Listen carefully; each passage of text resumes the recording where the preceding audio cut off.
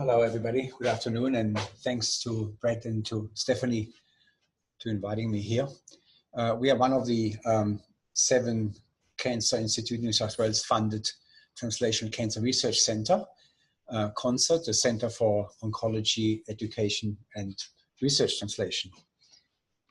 And so in a nutshell, what we're doing, we want to improve the lives of cancer patients and their carers throughout their journey from diagnosis, treatment to survivorship.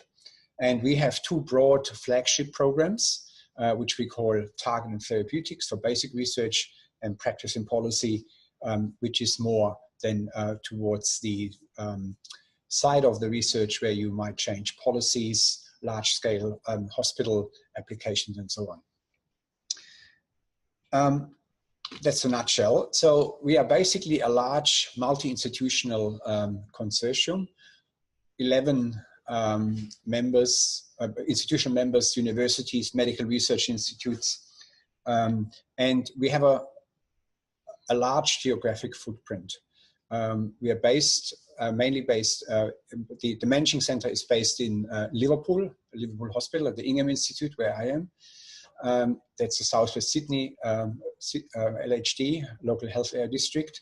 We have the LOR Shoalhaven, and I see Peter here. Great to have you here. He's a pancreatic surgeon.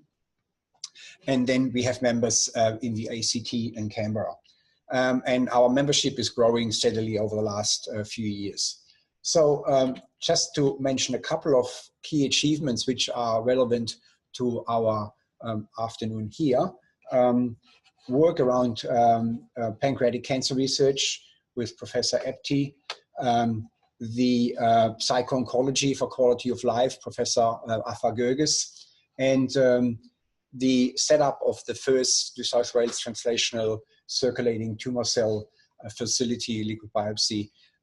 That's kind of, that had to a certain extent some key input by community members. And so the other pillar here is our activities around knowledge dissemination and training, and community engagement is key. And we actually got told from our consumers, they hate the word consumers, they want to be known as community. And we have to retrain ourselves when we write grant applications, that these are not consumers. I mean, they're not going to Aldi and buy something.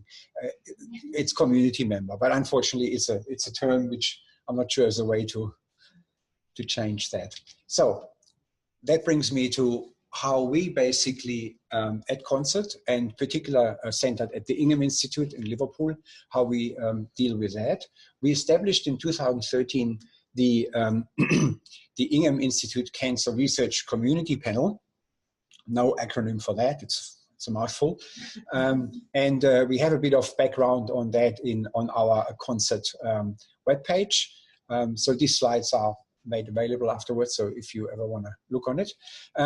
And basically, as Jane mentioned nicely before, the idea is that we want to have the community members engaged to give active input into design and into the actual research taken on through CONCERT and at the Ingham. We have so far 10 community members. They come from all sorts of life and professional background, and most of them are trained according to Cancer Council Australia and New South Wales guidelines.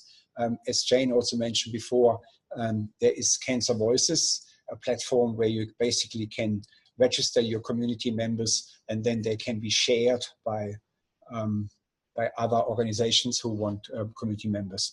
And so far, over the years, we have about 45 cancer research projects running, which have community members engaged.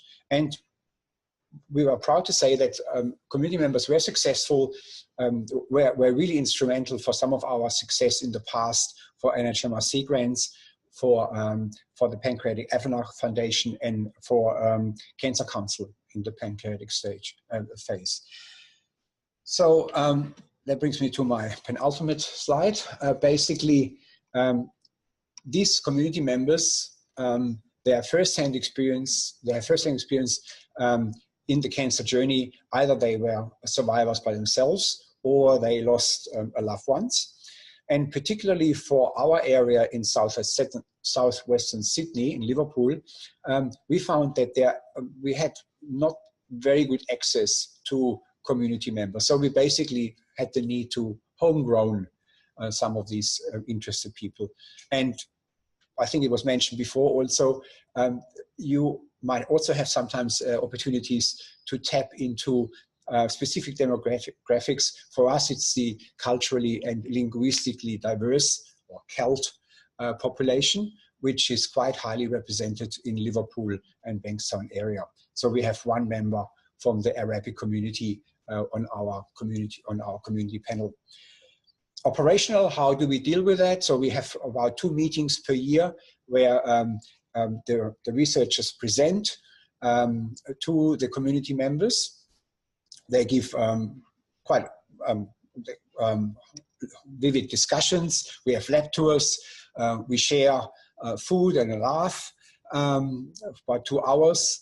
And then we also have sessions where we basically kind of speed date or match make new community members with new projects which are coming up, and we're planning such an evening in 2 weeks again at the Ingham Institute.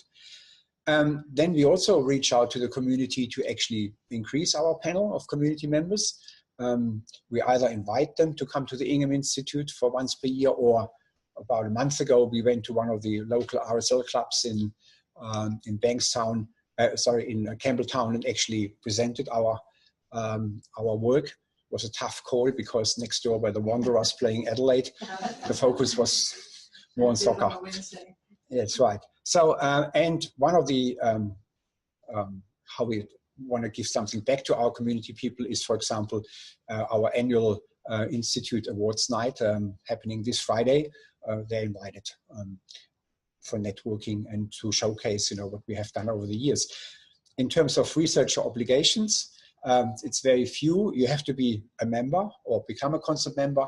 It's only 1, 2, 3 step via the webpage. You have to be willing to continue to nurture the relationship with your matchmade community member or members. You have to be willing to present on community meetings, and we want to have you to stay in touch because we also want to know what can maybe be done better after the grant is awarded, or after the grant was winding down.